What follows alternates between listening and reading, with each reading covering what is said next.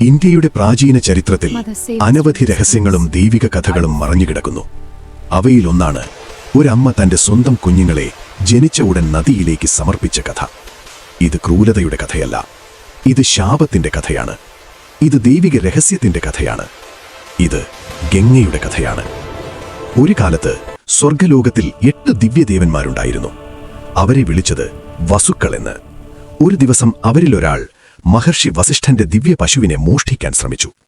അതൊരു വലിയ പാപമായിരുന്നു. ക്രോധത്തോടെ മഹർഷി വസിഷ്ഠൻ അവരെ ശപിച്ചു. നിങ്ങൾ മനുഷ്യരായി ഭൂമിയിൽ ജനിക്കണം. ദേവന്മാർ വിറച്ചു.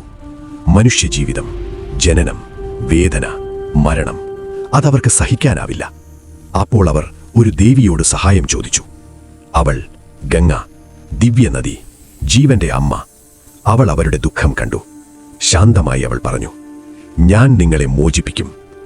അതേസമയം ഭൂമിയിൽ ഹസ്തിനാപുരത്തിന്റെ മഹാരാജാവ് ശാന്തനു ഒരു ദിവസം ഗംഗയുടെ തീരത്ത് വേട്ടയ്ക്ക് വന്നിരുന്നു. അവിടെ അവൻ കണ്ടു അസാധാരണ സൗന്ദര്യമുള്ള ഒരു സ്ത്രീയെ. അവൾ ഗംഗ തന്നെ. ശാന്തനു അവളെ കണ്ട നിമിഷം അവന്റെ ഹൃദയം അവളോട് ബന്ധപ്പെട്ടു. അവൻ വിവാഹം ചോദിച്ചു. ഗംഗ ശാന്തമായി പറഞ്ഞു, നീ എന്നെ വിവാഹം ചെയ്യാം, പക്ഷേ ഒരു നിബന്ധനയുണ്ട്. ഞാൻ എന്തു ചെയ്താലും നീ ഒരിക്കലും എന്നോട് ചോദിക്കരുത്. പ്രണയത്തിൽ മുങ്ങിയ ശാന്തനു അതിന് സമ്മതിച്ചു. അങ്ങനെ ഗംഗയും ശാന്തനുവും വിവാഹിതരായി. കാലം കടന്നു. ഒരു ദിവസം അവർക്ക് ആദ്യ കുഞ്ഞ് ജനിച്ചു. രാജ്യം മുഴുവൻ ആഘോഷിച്ചു. പക്ഷേ ആ രാത്രി ഗംഗ കുഞ്ഞിനെ എടുത്ത് നദിയിലേക്ക് നടന്നു. ശാന്തനു ദൂരത്ത് നിന്ന് നോക്കി. അവൾ കുഞ്ഞിനെ ഗംഗാ നദിയിൽ സമർപ്പിച്ചു. കുഞ്ഞു ഒഴുക്കിൽ മറഞ്ഞു. ശാന്തനുവിന്റെ ഹൃദയം തകർന്നു. പക്ഷേ അവൻ മിണ്ടിയില്ല. അവൻ തന്റെ വാക്കോർത്തു. വീണ്ടും രണ്ടാമത്തെ കുഞ്ഞ് ജനിച്ചു. അതേ സംഭവം. വീണ്ടും നദി, വീണ്ടും നിശബ്ദം. വീണ്ടും ഒരു കുഞ്ഞ് നദിയിൽ മറഞ്ഞു. ഇങ്ങനെ മൂന്നാമത്തെ, നാലാമത്തെ, അഞ്ചാമത്തെ, ആറാമത്തെ കുഞ്ഞും. രാജാവ് ശാന്തനുവിന്റെ ആത്മാവ് ഓരോ രാത്രിയും പൊളിഞ്ഞു. എങ്കിലും അവൻ തന്റെ വാക്ക് പാലിച്ചു. പിന്നീട് 8ാമത്തെ കുഞ്ഞ് ജനിച്ചു. ആ രാത്രി ഗംഗ വീണ്ടും നദിയിലേക്ക് നടന്നു. പക്ഷെ ഇനി അവന് സഹിക്കാനായില്ല. അവൻ ഓടി. അവളെ തടഞ്ഞു.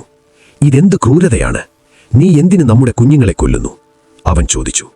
ആ നിമിഷം ഗംഗ നിശ്ചലമായി. അവൾ ശാന്തനുവിനെ നോക്കി. ശേഷം ശാന്തമായി പറഞ്ഞു, ഇപ്പോൾ നീ നിന്റെ വാക്ക് തകർന്നു. നദിയുടെ കാറ്റ് നിശ്ചലമായി. ആകാശം ശാന്തമായി. അപ്പോൾ ഗംഗ സത്യം വെളിപ്പെടുത്തി. ആ കുഞ്ഞുങ്ങൾ സാധാരണ മനുഷ്യരല്ലായിരുന്നു. അവർ സ്വർഗത്തിലെ 8 ദിവ്യദേവന്മാരായിരുന്നു. മഹർഷി വസിഷ്ഠന്റെ ശാപം കാരണം അവർ മനുഷ്യരായി ജനിക്കേണ്ടി വന്നു. അവരെന്നോട് അപേക്ഷിച്ചു അവരെ ഉടൻ മോചിപ്പിക്കാൻ. അതുകൊണ്ടാണ് ആദ്യ 7 കുട്ടികളെ ഞാൻ നദിയിലേക്ക് തിരികെ നൽകിയത്. ശാന്തനു നിശബ്ദനായി നിന്നു. ഗംഗ 8ാമത്തെ കുഞ്ഞിനെ ഉയർത്തി. ഈ കുഞ്ഞിന് ശാപം പൂർണ്ണമായി അനുഭവിക്കണം. ഇവൻ ഭൂമിയിൽ ജീവിക്കും. ഇവൻ മഹത്തായ യോദ്ധാവാകും. ഈ രാജ്യം സംരക്ഷിക്കുന്ന മഹാനായ വീരൻ. അവൾ കുഞ്ഞിന് ശാന്തനുവിന് കൈമാറി. പിന്നീട് ഗംഗ നദിയിലേക്ക് നടന്നു. അവളുടെ രൂപം നദിയുടെ ഒഴുക്കിൽ ലയിച്ചു. അവൾ അപ്രത്യക്ഷയായി. ആ കുഞ്ഞു വളർന്നു. അവന്റെ പേര് ദേവവ്രതൻ. പിന്നീട് ലോകം അവനെ വിളിച്ചു ഭീഷ്മൻ, മഹാഭാരതത്തിലെ അമരനായ യോദ്ധാവ്. ഒരമ്മയുടെ രഹസ്യം, ഒരു ശാപത്തിന്റെ കഥ, ഒരു മഹാവീരന്റെ ജനനം.